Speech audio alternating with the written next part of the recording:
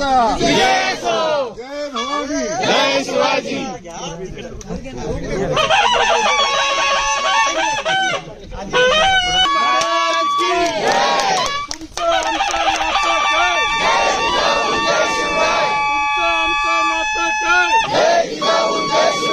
छत्रपती शिवाजी महाराज की जय।